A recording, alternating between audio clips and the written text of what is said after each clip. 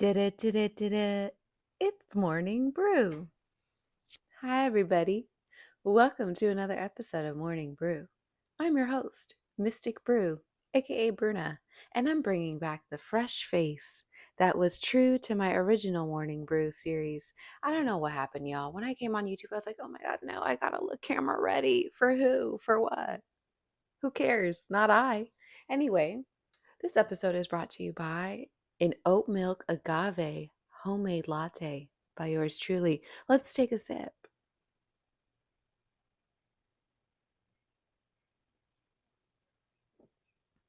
That was all foam. One more time.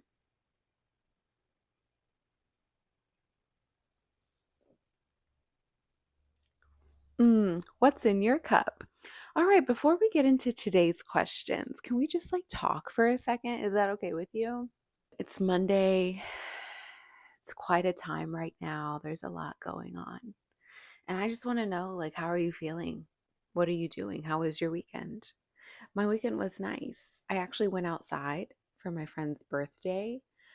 We went out to celebrate yesterday. We had a Sunday fun day, but it was a very LA day. You know what I'm saying? We went to Lavo for brunch, and the people watching there, top tier. It was a good time. The food was great. If you ever need a spot in Hollywood area, more West Hollywood, to have a good brunch, and it's a fixed rate, endless brunch. We love that. And then we decided, you know what, we're not done. Let's go somewhere else. So we went to Harriet's.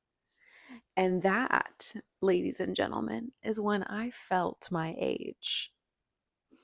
I feel like I'm finally in that place in my life where I'm realizing that I'm older, you know? And listen, I look great. I age like fine wine. I'm not mad at it at all. However, when I was at Harriet's, I was like, okay, I'm seeing the generational split. You know what I'm saying? I am seeing it. Doesn't mean I still won't pull those 25-year-olds, you know? But we're not doing that. Anyway, it was a good time. It was nice to be outside. I think it's also a reminder to have some fun.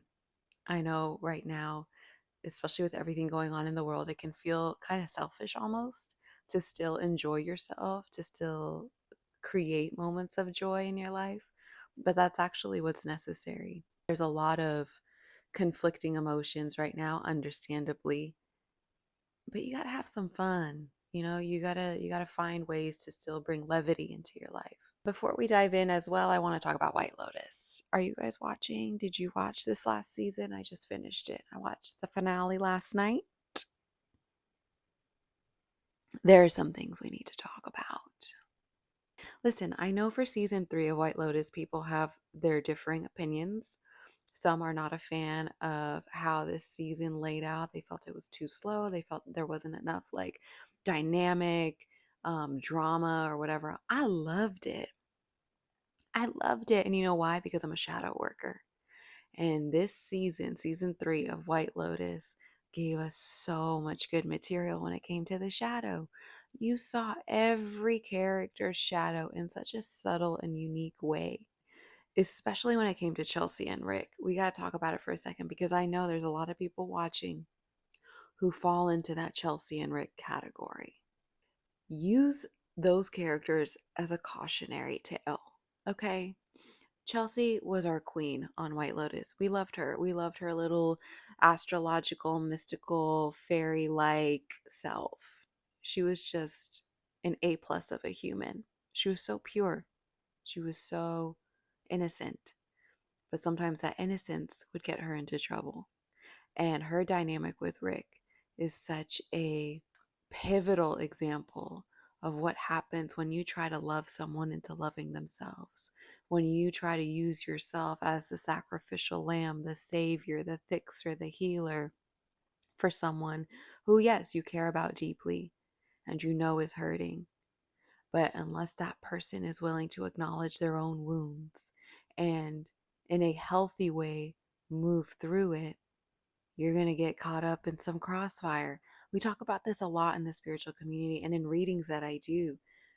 When you're being separated from someone, it's usually because either that contract has ended, like whatever y'all needed to do with each other is over, you fulfilled it, it's done.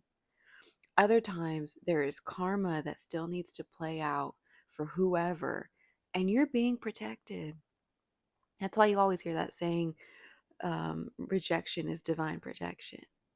But if part of your wounding is attachment, codependency, abandonment, whatever else, so you latch on and you cling to this person because you fear what it means to let go, you get caught up in the crossfire. Now you're getting some karma because you're not moving out of the way, you're not listening to your intuition. And Chelsea, throughout that series, was talking about it. And we saw it. We saw it with the robbery, we saw it with the snake bite, and even she infamously said, things happen in threes. Unfortunately, the third thing that happened was the last thing that happened. And listen, I get it. It's all cutesy soulmates. They died together. That didn't need to happen. Justice for Chelsea, okay? Just use it as a cautionary tale. Don't let yourself get so riled up into the fantasy, very Piscean, I must say, energy of, no, I love this person. I will sacrifice for this person. I am meant to heal this girl. No, you're not. You're meant to heal yourself. You're meant to recognize that everything you're willing to sacrifice, including your own life and well being and mental sanity for this person, are alarm bells. That's your work. It's not about them. They got their own work. And listen, I'll give it up to Rick for trying to have a meeting with the old girl before he did anything, but he was met with temptation.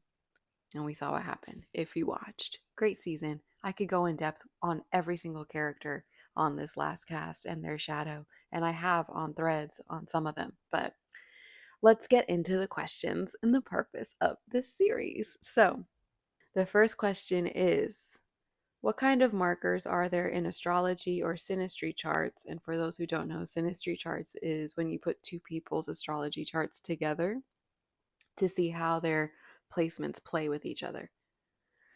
That can help me identify the focus or themes of the relationships I have with others. Anything that can give me more insight of my purpose into their life, and vice versa, theirs and mine. That's a great question, and unfortunately, a really difficult one to ask because there's so much.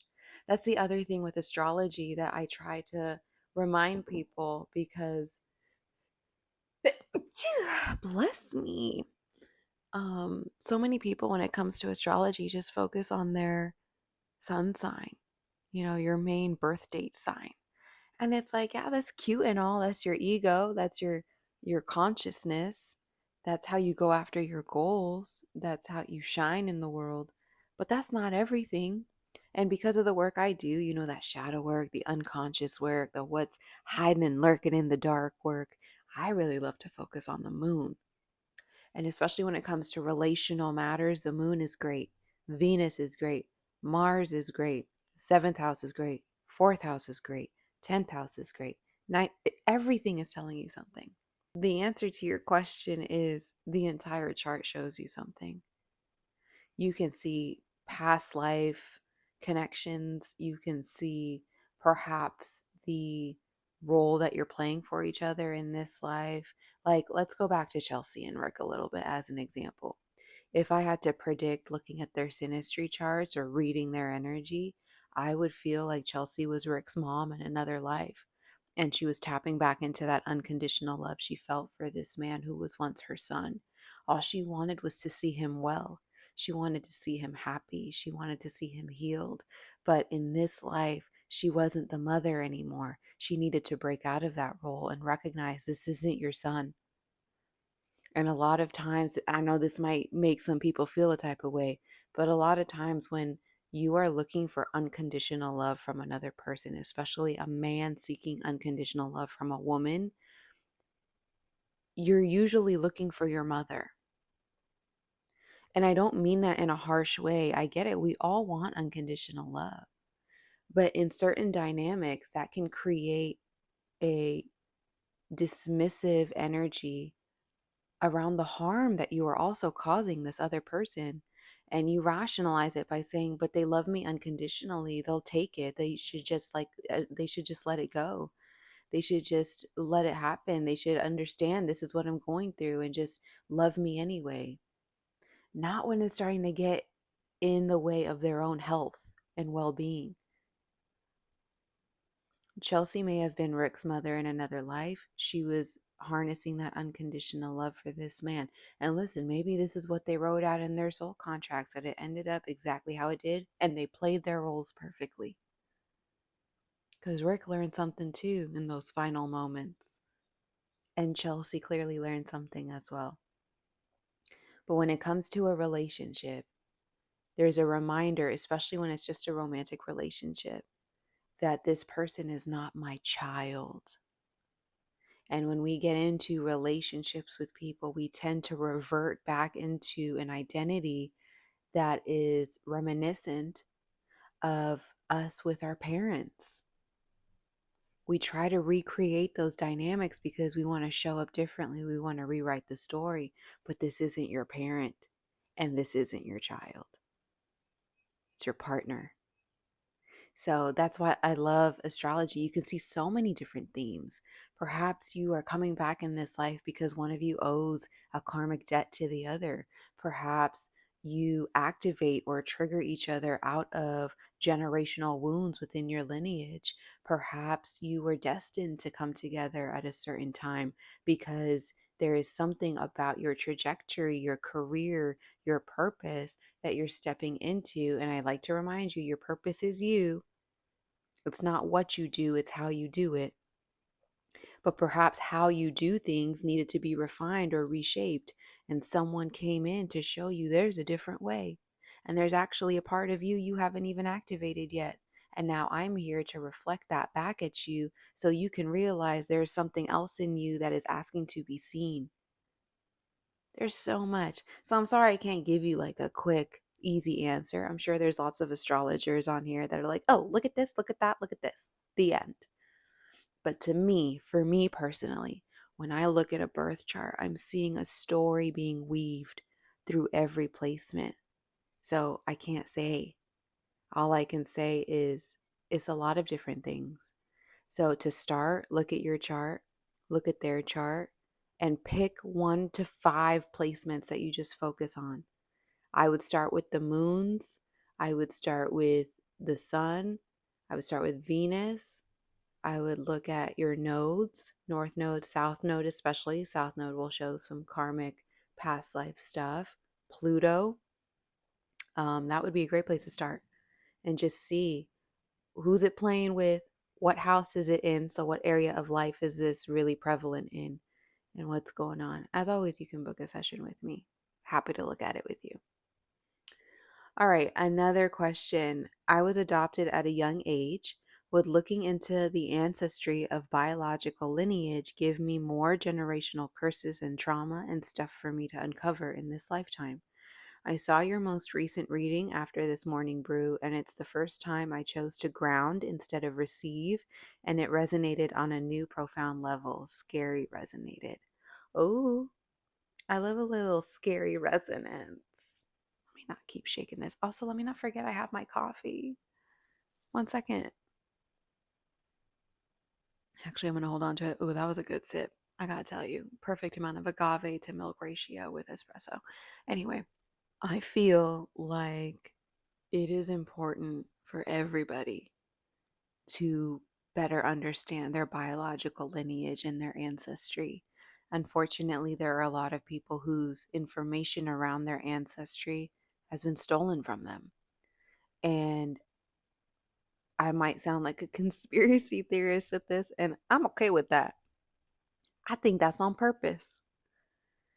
I think there are kings and queens walking among this earth that don't even realize that's who they are. That's who they come from. And I think that information has been suppressed because it serves a purpose for others who don't want to be seen for who they actually are. But let's not digress. Your lineage, your biographical information has a lot to share with you. And especially if you've been adopted, it's important to better understand who you came from on a biological level because of the epigenetics at play. I understand if you're adopted, your mother is the person who raised you, your father is the person who raised you. It doesn't always have to be by blood. But as you're getting deeper into your healing work and your spirituality, and you're really diving into your genetic makeup, of course, looking at these things can help. And not necessarily just about curses and trauma and things of that nature, because that's not all of that's not all they gave us. Our ancestors also blessed us with gifts. And so perhaps in your journey of learning more about your ancestry and your lineage, you also learn about spiritual practices that they did. You learn about foods that they cooked on certain days, or certain beliefs that they held on to that allowed them to move through really challenging times. Perhaps you're able to find photographs, learn their names, call them by name because they're always there waiting to support you and help you.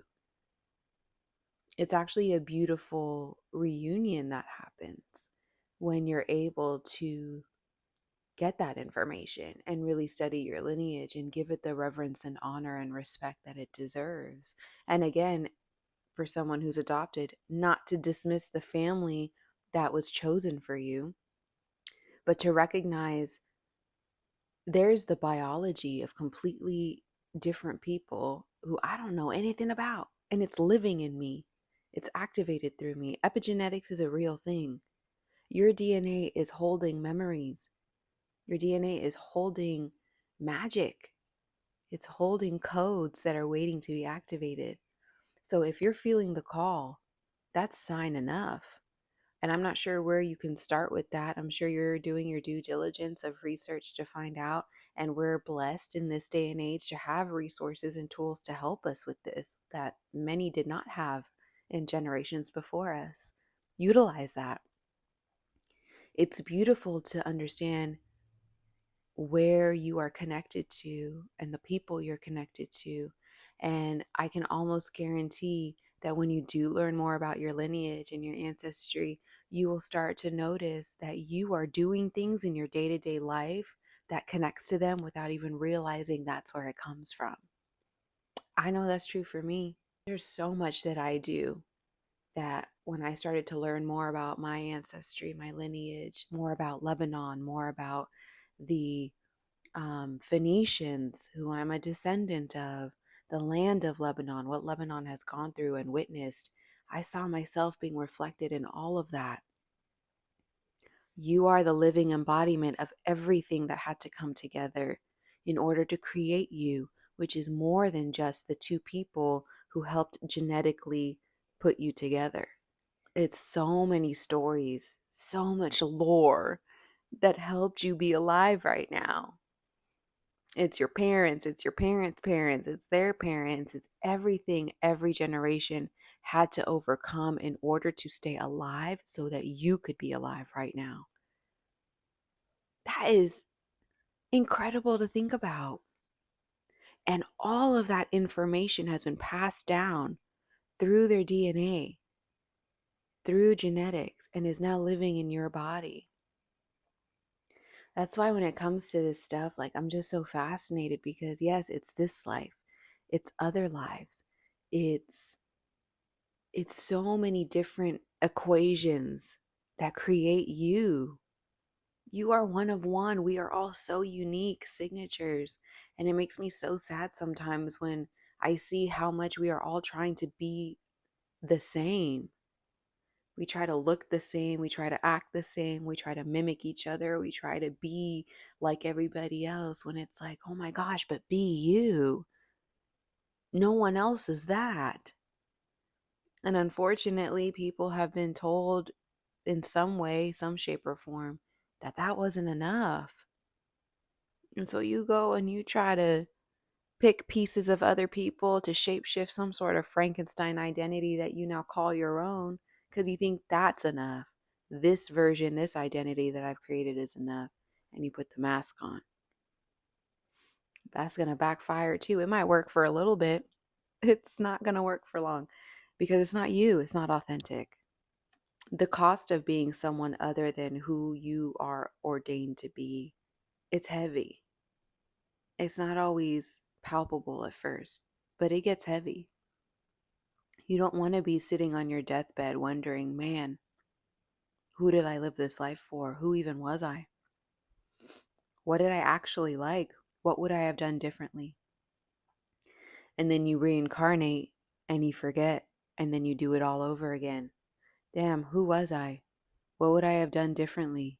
Well, you get another opportunity, but you forget unless you make a conscious choice to remember. And you do this work and you realize, oh, I'm not trying to be on this little merry-go-round from hell. I'm trying to experience something new. Get me off the wheel. And I feel like a lot of us are doing that right now because we are in a moment in time when we can. That's a privilege, one that our ancestors did not have. And so while it's important to, again, hold everything that they went through with reverence in order for us to be here, our gift back to them is to do the work they were not able to do out of survival. When you heal yourself, you heal your bloodline. I've seen it happen. I have seen it happen. It's real. It's not some just saying. You will see people move differently. You will see different energy on them. I know I'm getting a little witchy poo here, but I'm saying whatever's coming up because it's coming up for a reason. And the right side of my shoulder, like right behind my shoulder blade, which is my heart space, is really inflamed right now. Like it is a lot of energy. Sometimes within our lineage and our families, over time, things were promised, things were done, things were said, that it creates sort of like an entity attachment or a curse, if you want to call it that, that lives within this bloodline that continues to be passed down over and over until someone is ready to go to battle and fight this thing and clear it from the lineage. Transparently, I feel like I faced a lot of things within my family that I think I signed up for. Again, it's contractual. I was like, you know what? Let me handle this. Let me do this. And I've had dreams about it, very vivid dreams of what I was facing and what I needed to go through to clear a lot of karma within my bloodline. And for some, myself included, I don't know if being a mother is written for me in this lifetime or if that's a choice that will be, exercised, but I don't regret the timing of it because I knew, and I said this a decade ago, I knew if I was ever to have children, I don't want them to come through until I've done all this other work that I know I have on my plate. I knew what I was in for in this life. And I knew that a lot of it was going to happen underground. Like I knew a lot of it was going to happen in the dark. Y'all weren't going to see that.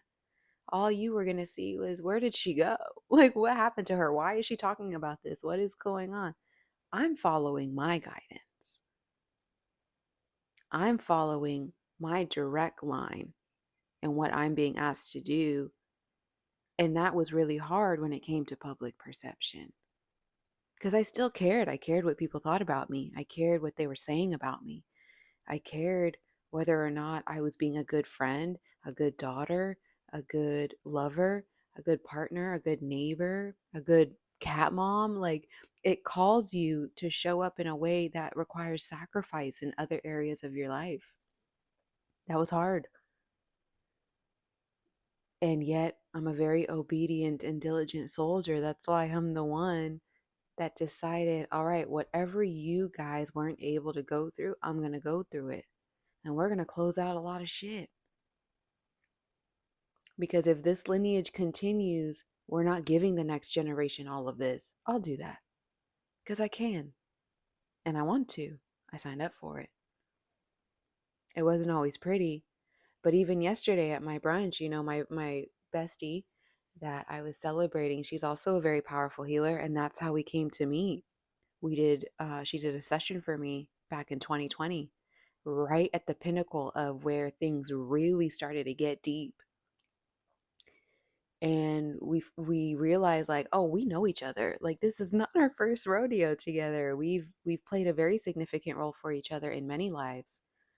And so obviously a friendship was formed and we were witnesses to each other in the growth that was happening, in the very painful experiences that were coming up, in the things that I can't explain it to you. I can't.